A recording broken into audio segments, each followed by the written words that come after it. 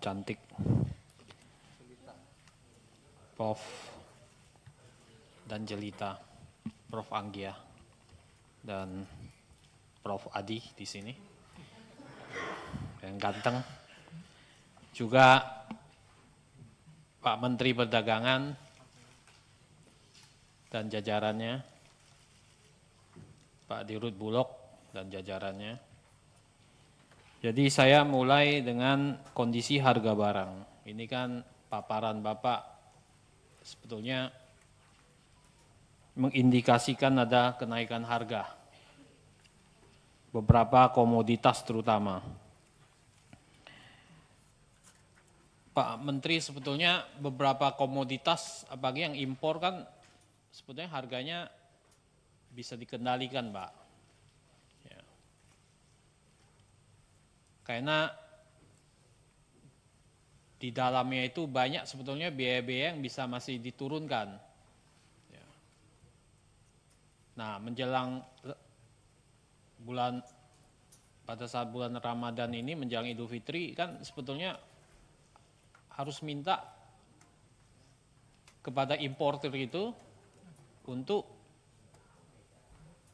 ada pengorbanan, Pak Menteri. Ya. Kalau kita lihat misalnya bawang putih, Pak, itu harganya 44.200. Yang kayak gini ini apa upaya Pak Menteri? Impor daging sapi.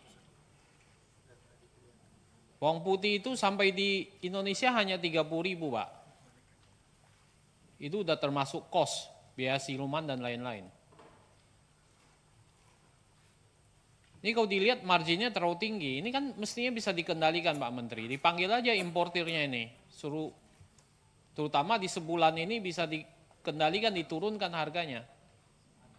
Kan. Harus ada pengorbanan dalam bulan-bulan ini, kan perintah Pak Presiden begitu. Ya, supaya rakyat senang, rakyat bahagia. Ya. Maka saya mohon yang impor-impor, barang-barang impor ini mestinya masih bisa dikendalikan, Pak. Karena di dalam sini Pak Dirut Bulog itu banyak biaya siluman yang besar sekali. Nah ini mohon Pak Menteri ya yang baik hati, teman saya juga ini udah lama di Komisi 6 ya, untuk bisa ya mintalah 1 bulan ini. Ya. Jangan ambil margin besar-besar di sini. Diturunkan harganya. Nah ini mengenai yang pertama. Yang kedua adalah saya menyoroti soal banyaknya barang-barang ilegal impor yang masuk.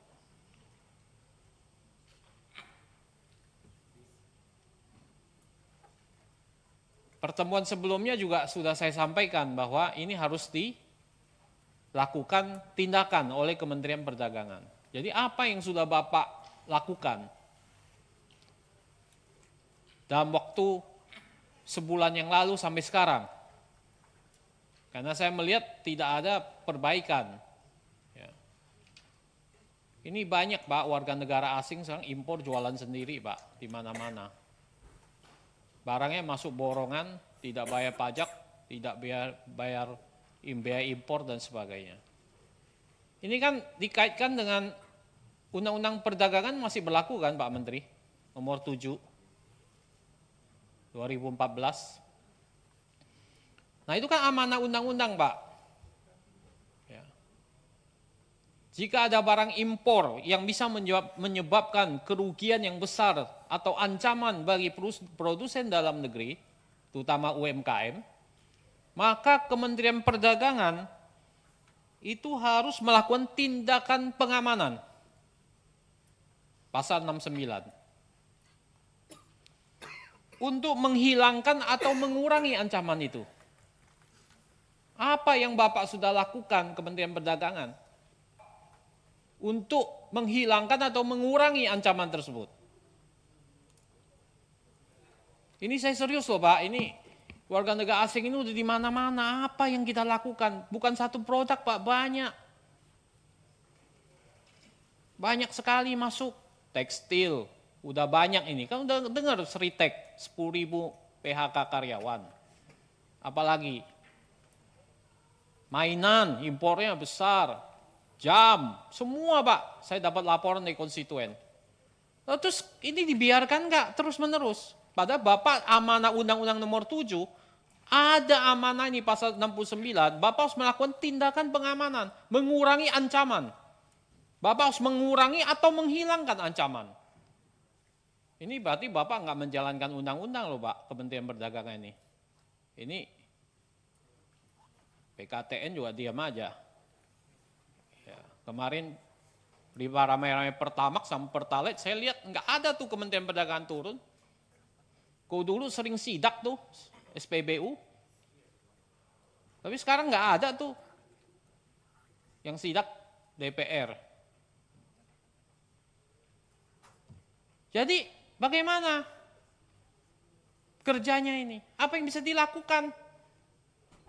Saya harap kalau ada masalah kita bicarain di sini. Apa kendalanya? Saya udah minta undang, Bapak datang, tertutup nggak apa-apa. Kita selesaikan masalah ini. Ini kalau sampai di kampung-kampung, Mbak, ngeri ini barang. Ini Jakarta udah buka retail sendiri Pak, di mana-mana Pak, dari warga negara asing itu.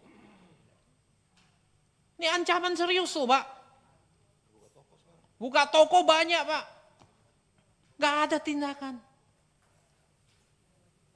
Ini kalau sampai di dapilnya Pak Herman Hairon, gawat ini. Gimana itu? Hah? Ada di tempat saya. Sudah ada. Ada, Cirebon sudah ada. Di semua dapil mungkin sudah ada sih. Pak, ngeri ini barang. Masuknya borongan, nggak bayar pajak Pak. Borong satu kontainer berapa? Yang impor pun nggak tahu siapa karena disamarkan. Berapa kerugian negara? Pak, saya serius Pak. Karena laporan itu terus menerus. Saya diteror Pak sama konstituen Pak. Wah kami udah nggak bisa kerja Pak, habis Pak semuanya. Jadi mari kita selesaikan. DPR bersama Bapak. Bu Anggia bersama Bapak. Ya. Jangan takut Pak. Begini Pak. Jadi itu saya minta perhatian serius karena ini serius Pak. Dan itu amanah undang-undang. Pasal 69. Menghilangkan atau mengurangi ancaman. Gak ada upaya Bapak melakukan itu. Pak Dirut Bulog nanti bisa sampaikan juga langsung ke Pak Presiden. Ancaman serius ini Pak. Kan Pak Presiden paling takut ancaman seperti kayak gini. Ya. Menghajar UMKM, toko-toko kecil, habis semua Pak. Ya. Itu yang pertama. Yang kedua. Yang ketiga Pak, saya minta Pak, tolong bantu. Tolong pemerintah jangan bikin statement-statement yang nggak bisa dipenuhi. Dikaji dulu, pakai data yang kredibel. Bilang sebentar nggak mau impor, tahu-tahu impor gula 200.000 ton. Gimana Pak Dirut Bulog? Gimana kepercayaan masyarakat? Swasembada pangan. Ini udah janji nggak impor beras tuh, 2 juta ton. Ntar pertengahan tahun impor lagi Pak. Malu nggak Pak? Integritas hilang Pak. Pak Menteri, sampaikan yang meratas.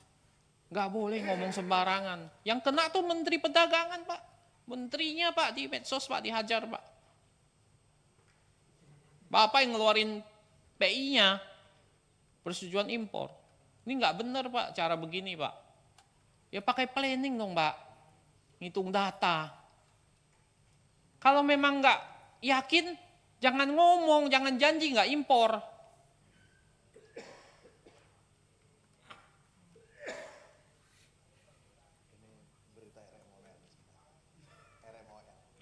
Jadi saya minta Pak Menteri nanti dalam rapat sampaikan, ini benar nggak beras ini nggak impor janji tahun ini? 2 juta ton cukup nggak? Nanti impor lagi, daging sapi,